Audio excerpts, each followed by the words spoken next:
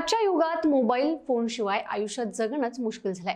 प्रत्येक स्मार्टफोनमध्ये प्राण फुंकण्याचं काम करतं ते म्हणजे छोटंसं सिम कार्ड.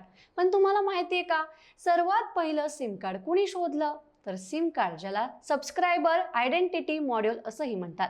हा एक प्लास्टिकचा छोटा तुकडा जो तुमच्या मोबाईल फोनमध्ये टाकला जातो. त्यानंतर ते मोबाईलला टेलिकॉम नेटवर्कशी जोडण्याचं काम करतं.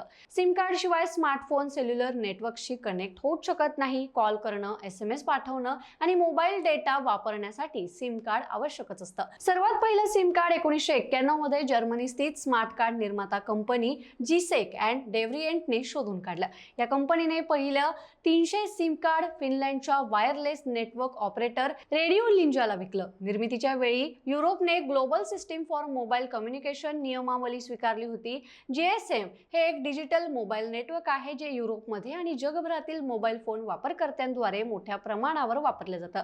GSM स्वीकारल्यामुळे वापरकर्त्यांना त्यांच्या पसंतीच्या मोबाईल नेटवर्कशी जोडलं जाणं आणि इतर नेटवर्कवरील वापरकर्त्यांना फोन कॉल करणं शक्य झालं. खरं तर हा मोबाईल फोनच्या इतिहासातील एक महत्त्वाचा टप्पा होता.